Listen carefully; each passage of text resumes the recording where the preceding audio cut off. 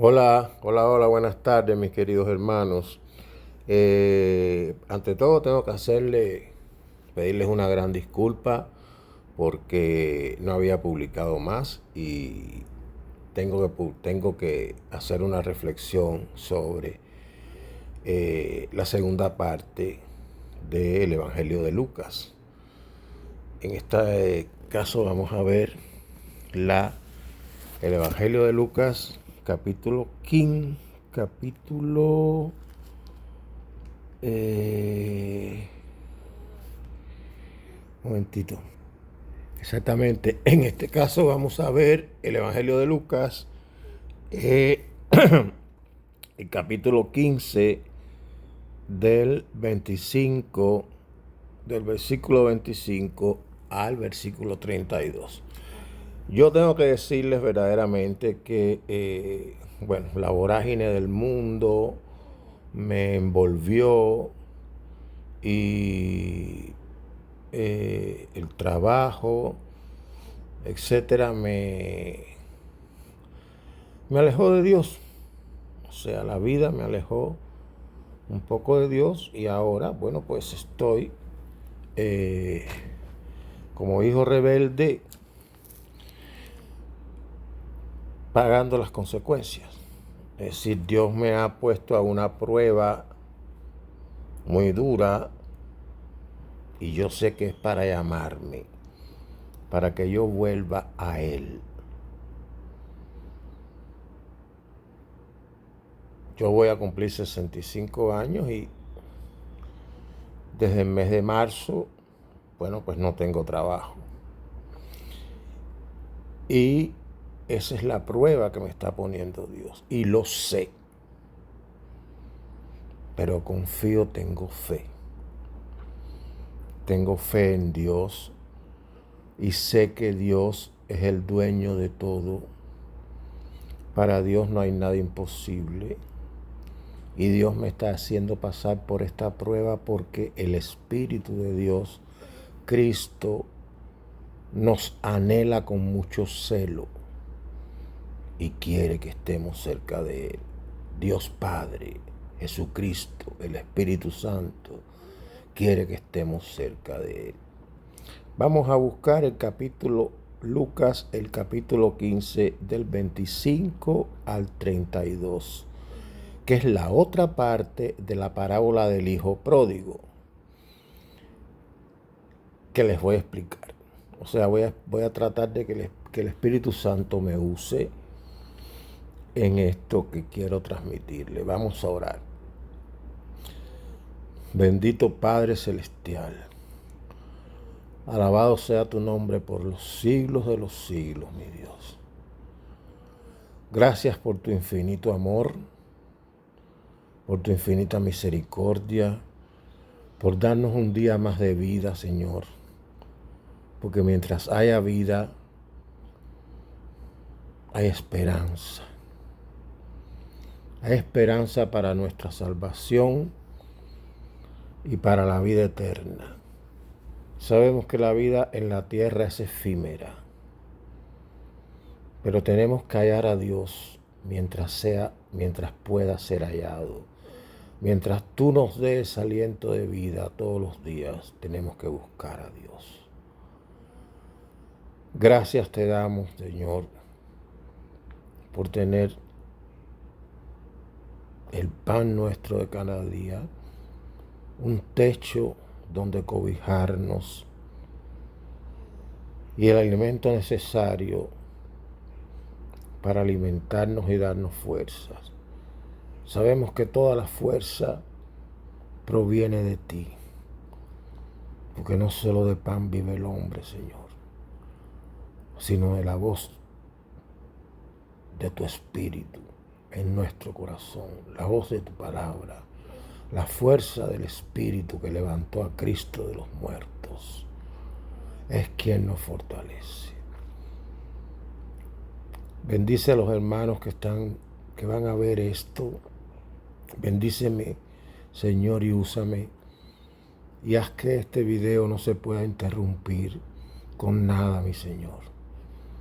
Aparta al maligno de nosotros. permite que esto se pueda llevar a cabo desde el principio hasta el final. En el nombre de tu Hijo Cristo Jesús Todopoderoso te lo pedimos, Señor. Amén. Dice la palabra en el versículo 25.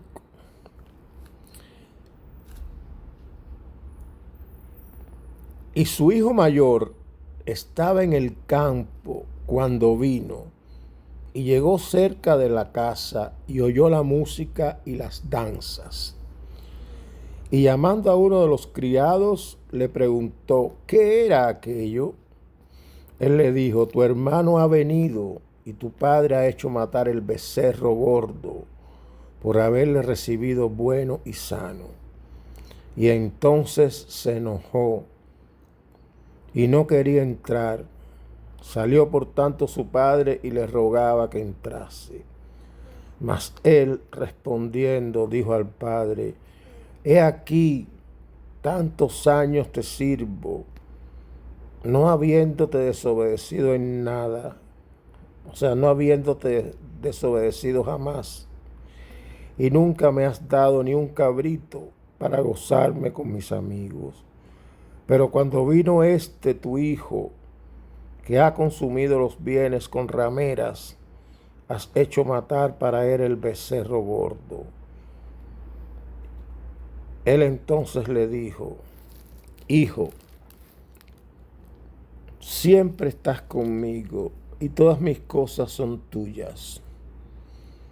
Mas era necesario hacer fiesta y regocijarnos, porque tu hermano ha muerto. Era muerto, perdón, y ha revivido. Se había perdido y es hallado. Esta es una parábola preciosa. En el versículo 23, el padre, cuando recibe al hijo pecador, al hijo que se había arrepentido y había puesto la vista en el Padre, en Jehová de los ejércitos, en Jesucristo, que es Dios, que es 100% Dios, regresó. Traer el becerro gordo y matarlo, y comamos y hagamos fiesta, dice el Padre. Ese es el sacrificio de Cristo. Ese becerro gordo significa la muerte de Cristo, lo que tuvo que pagar Cristo para que hubiera fiesta en el cielo, para salvarnos a nosotros. Y hay fiesta, porque este es mi hijo, muerto era, separado de Dios, nada podemos hacer. Somos muertos en nuestros delitos y pecados. Y ha revivido, se había perdido y es hallado. Y comenzaron a regocijarse. Ahora vamos a ver la actitud. La actitud. Ese fue el primer pacto. O sea, ese fue el último pacto, el pacto de la gracia. Es lo que se ve en la primera parte de esta parábola. Ahora vamos a ver cómo es el pacto de la ley. Sabemos que el pacto de la ley no salva, la ley condena. Incluso Moisés llegó a Canaán. Y Canaán es símbolo. Todo el Antiguo Testamento es símbolo de lo que iba a venir. Canaán representaba el símbolo del cielo. Y Moisés no había pecado. Solamente tuvo un pecado cuando golpeó la peña. Y Dios no le había dicho que golpeara la peña, sino que orara. Y la peña brotó agua, pero ese solo pecado le impidió a Moisés entrar a Canaán. O sea que te está diciendo que por el pacto de la ley, los 10 mandamientos, jamás vas a alcanzar el cielo, porque jamás vas a ser perfecto. No hay justo ni aún uno. El único justo es Jesucristo. Si podemos alcanzar el cielo, la vida eterna, es porque somos justificados por Dios, por Cristo, lavados con su sangre. Dice el hijo mayor. El hijo mayor estaba en el campo. O sea, esto es símbolo de una persona que lleva una vida totalmente religiosa,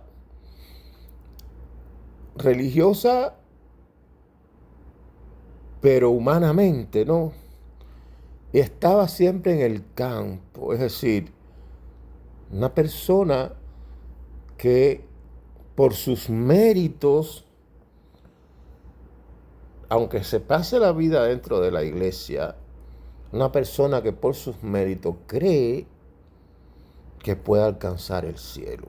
Dice, estaba en el campo y cuando vino y llegó cerca de la casa, oyó la música y las danzas. Es decir, una persona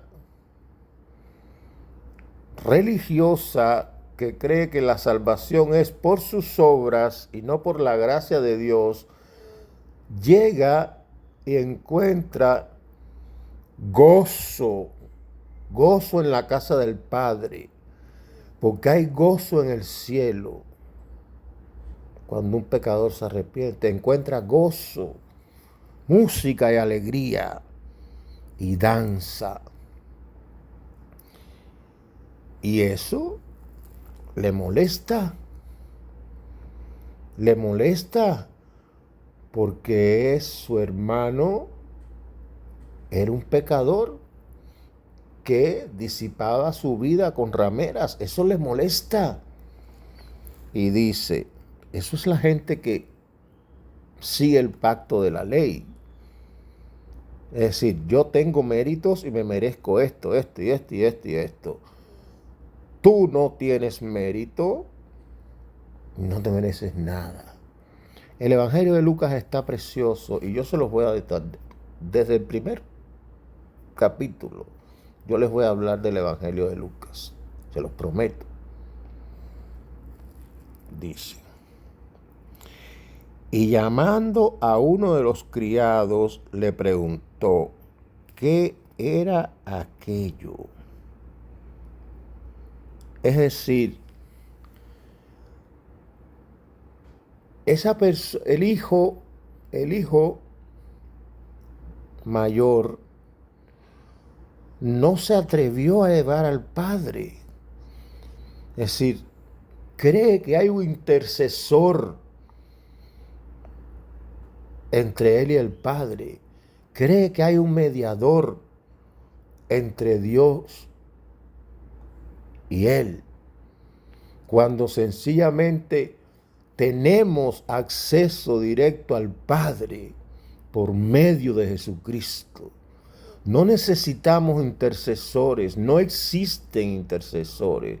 Si usted es un hijo de Dios, pero obviamente este hermano se arrimó a un criado, o sea, es como decir, me voy a arribar a la creación en vez de al creador. Me voy a arrimar a una estatua de madera, a un ídolo de madera, en vez de postrarme y hablarle directamente a Cristo, a Dios. Porque Jesucristo es 100% Dios. Y obviamente se extrañó porque ¿qué era aquello? En su mente no cabía. Recuérdense que cuando el hijo perdido llegó a su casa, antes de llegar, ya el padre lo estaba viendo. Es decir, que nunca el padre dejó de velar por su hijo. porque estaba perdido. Sin embargo, este hermano que se cree dueño de todo, que se cree justo, que se cree impecable, que se cree digno, no podía imaginarse que podía haber celebración porque su hermano había regresado. O sea, porque un pecador se había arrepentido. Eso nunca lo espera un religioso. Eso nunca lo espera un religioso que cree que por méritos puede alcanzar a Dios. Jamás. Jamás. Eso nunca lo espera un religioso de un pobre.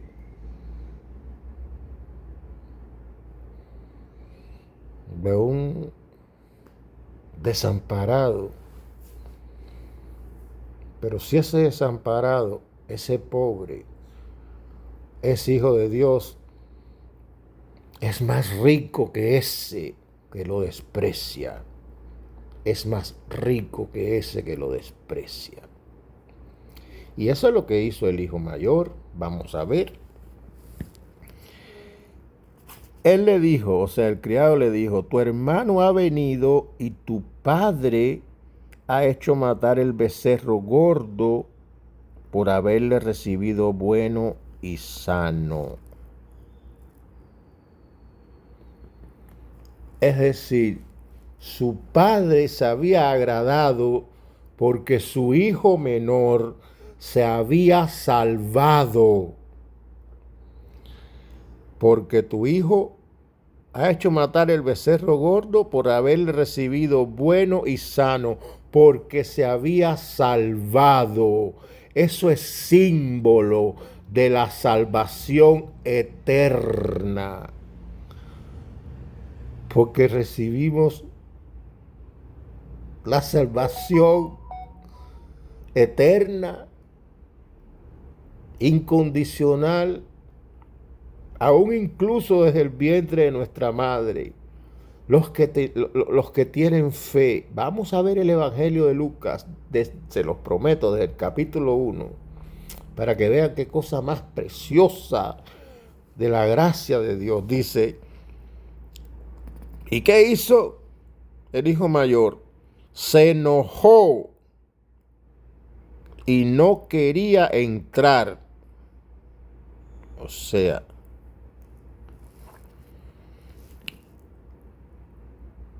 esto es un pecado de rebeldía. Esto es un pecado de soberbia. Esto es un pecado de arrogancia. En vez de alegrarse porque su hermano había regresado sano y salvo después de pecar y llevar una vida de perdición, no, el hermano mayor no hizo eso. Se enojó con el padre. Eso mismo pasa en las iglesias hoy en día. Cuando hay un pecador se arrepiente y entra a una iglesia, muchas veces la gente lo mira y se enoja porque esté ahí. O tal vez no se enoje, pero cree que no merece estar ahí. ¿Qué hace este aquí? Un alcohólico, un drogadicto. ¿Qué hace este aquí? Se enoja. Se enojó, no quería compartir el gozo del Padre, no quería compartir que su hermano había sido salvado. Eso pasa en la familia. Cuando un miembro de una familia es salvo por la gracia de Cristo, el resto de la familia que no conoce a Cristo se enoja. Se enoja y lo desprecia. Y voy a poner un ejemplo duro. Cuando yo estaba en mi época de juventud, yo me pasaba en la discoteca de Varadero, donde yo vivía, la madrugada entera. Salía desde las 7 de la mañana de mi casa y venía al otro día a las 11 del día de la mañana.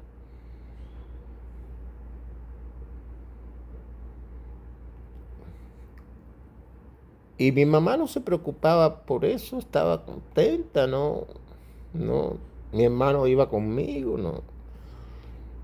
O sea, porque ella, gracias a Dios conoció a Cristo, pero en aquellos momentos no conocía, era una religiosa. Y entonces, cuando yo conocí a Cristo por el testimonio que ya les conté en el video anterior, y yo me pasaba en la iglesia donde yo iba, la iglesia bautista, una vigilia de oración, orando en la madrugada, entonces cuando yo llegaba a mi casa lo que me encontraba era un infierno. Enojada. Un infierno. Hombre, no te enojaba que estaba pecando en el mundo y te enojas porque vaya a una vigilia de oración. Eso es duro. Y eso pasa en las familias. Se enojó el hijo y no quería entrar. Salió por tanto su padre y le rogase que entrase.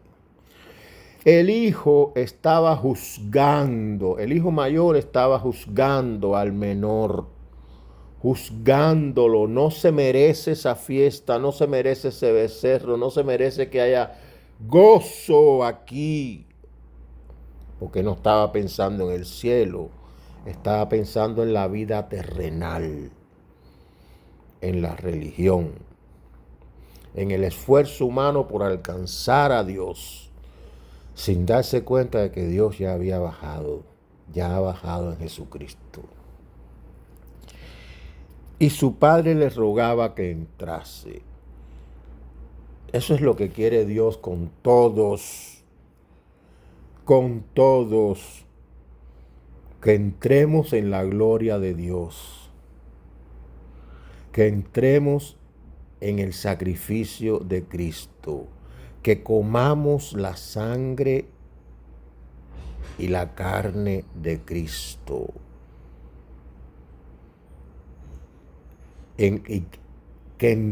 Que dejemos entrar a Jesucristo en nuestro corazón. El Padre no lo rechazó, el Padre le rogaba. Así nos ruega Dios a todos sus escogidos, por la gracia de Dios, sin haber hecho nada para merecerlos. Lo vamos a ver. Y vamos a ver los milagros, el milagro de Dios con Sara y Abraham, y el milagro de Dios con Zacarías e Elizabeth. Lo vamos a ver. Dice: mas él respondiendo dijo al padre: he aquí, tantos años te sirvo, no habiéndote desobedecido jamás, y nunca me has dado un cabrito para gozarme con mis amigos. Oiga eso. He aquí, esa es la ley, ese es el pacto de la ley. Tantos años te he servido, tengo tanto mérito delante de ti, me merezco tantas cosas, me merezco esto, lo otro, lo otro, lo otro, lo otro, lo otro, lo otro, y nunca ni siquiera me has dado un cabrito para gozarme con mis amigos.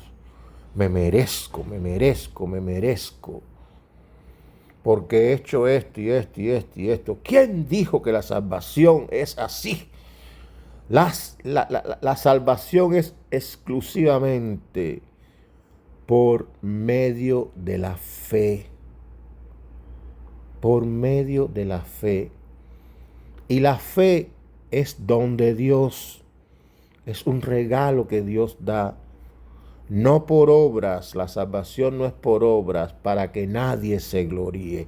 Y este hombre, este hermano, estaba pensando que merecía todo eso porque había sido obediente, porque había seguido mandamientos humanos, religiosos, humanos.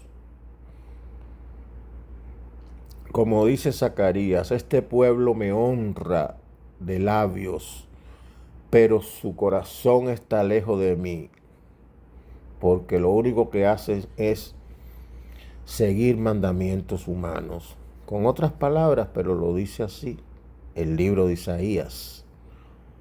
Y este hombre este hermano era el que se merecía, él pensaba que se lo merecía y se lo reprocha al padre. Sin embargo, ¿qué hizo el hijo pecador? Llegó y le dijo al padre: Padre, perdóname, he pecado contra el cielo y contra ti. Reconoció su pecado humildemente delante de su Padre Dios. Es lo que hacemos, no tenemos que hacer, reconocer nuestro pecado humildemente delante de Dios Padre, de Jesucristo, para que Jesucristo, por su gracia, nos perdone y nos conceda la salvación eterna, nos vista con la sangre de Cristo, con su sangre divina, con su sangre preciosa. Entonces no somos justos, no hay justos ni aun uno, somos justificados por Jesucristo, por su muerte y su resurrección. Dice el hijo mayor: pero cuando vino tu hijo, o sea, no se refiere al hermano ni siquiera por su nombre, con desprecio, se disgusta. Cuando vino tu hijo, no cuando vino mi hermano, no. Un religioso, el pacto de la ley, nunca te va a llamar hermano, nunca. Cuando vino tu hijo, que ha consumido los bienes con ramera, has hecho matar para él el becerro gordo. Fíjense, señores, Dios no da por méritos. Dios da por la gracia, por su gracia. El que haya gracia delante de sus ojos, ese será ungido por Dios. Ese tendrá el becerro gordo. Ese será ungido por el Espíritu Santo de Dios. No por los méritos. Entonces le dijo el padre: Hijo, tú siempre has estado conmigo y todas mis cosas son tuyas. Oiga eso. El padre bondadoso le dice al hijo: tú siempre has estado conmigo. Al hijo que había juzgado, que se había enojado, que había despreciado a su hermano, que no lo quería, que se negó a participar del gozo de su hermano que fue salvo, que llegó sano y con salud a la casa del Padre, despojado, humillado de todo pecado. Y este hijo, el padre le dice al hijo de la ley: todas mis cosas son tuyas, mas era necesario hacer fiesta y regocijarnos, porque tu hermano, el padre se lo dice, es tu hermano. No somos enemigos. No somos enemigos de la ley. Jesucristo vino a cumplir la ley. Nosotros no vamos a poder, nunca podemos cumplirla. Fue Jesucristo el que la cumplió. Tu hermano era muerto en delitos y pecados. Pero si cuando éramos muertos en delitos y pecados, Dios dio a su Hijo Jesucristo y lo entregó en la cruz para nuestra salvación. ¿Qué no hará ahora si ya somos sus hijos?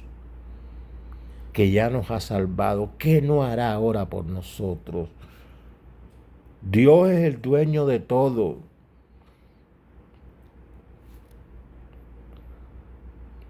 Si Dios quiere, me da un trabajo con 65 años, con 70 o con 100 años. Por eso yo no estoy preocupado. Porque yo sé que lo que necesito ahora que va a venir. Y no va a venir de ningún lado, va a venir de Jesucristo. Usted ore con fe, porque al que cree todo le es posible. Ore con fe. Pero vaya directamente a Cristo, el único mediador entre Dios y los hombres, ya lo dice la Biblia, es Jesucristo, hombre. No necesitas mediador, ni una santa, ni un santo, nada de eso, ni una estatua, nada de eso. El único mediador entre Dios y los hombres es Jesucristo. Ese hombre dice, mas era necesario hacer fiesta y regocijarnos, porque tu hermano era muerto. Miren qué cosa más preciosa. Y ha revivido. Se había perdido y es hallado. Así estábamos nosotros. Jesucristo vino a buscar lo que se había perdido, lo que estaba muerto, y fuimos hallados por Él. ¿Lo buscamos? Probablemente no, porque no teníamos conciencia de pecado. Pero por su gracia vino a buscar lo que se había perdido. Este es tu hermano muerto, ha revivido, se había perdido y es hallado. Fue bautizado por el Espíritu Santo de Dios. Cuando se volvió a Cristo y le dijo, Padre, he pecado contra ti y contra el cielo. Esa convicción de pecado solo la da el Espíritu Santo de Dios. Nada más, no hay. No hay obra humana ninguna, es la gracia de Dios. Está precioso este capítulo, precioso. Se había perdido y es hallado. Hay gozo en el cielo. Este hermano que estaba con la ley, que representa el pacto de la ley, ¿es salvado? ¿No es salvado? La Biblia no lo explica. La Biblia no lo dice. La Biblia solo nos muestra el camino al cielo. Y el camino al cielo es Jesucristo. Es la palabra de Dios. La fe viene por la palabra. Y la fe viene por el oír, perdón. Y el oír por la palabra de Dios. No hay otra cosa que salve. Es la palabra de Dios. ¿Y qué cosa es la palabra de Dios? Es Jesucristo mismo. Es el verbo hecho carne. Jesucristo es el verbo, la palabra hecho carne. Y la palabra, por eso la palabra de Dios es viva y eficaz. Y más cortante que espada de dobles filos. Hasta aquí, mis hermanos, lo que quería decirles, lo que Dios me habló para ustedes, y espero que lo vean. Que se suscriban a mi canal, que le den me gusta, que compartan, porque Dios nos mandó a predicar su palabra. Y Él estará con nosotros hasta el fin del tiempo, hasta el final. Que Dios los bendiga a todos.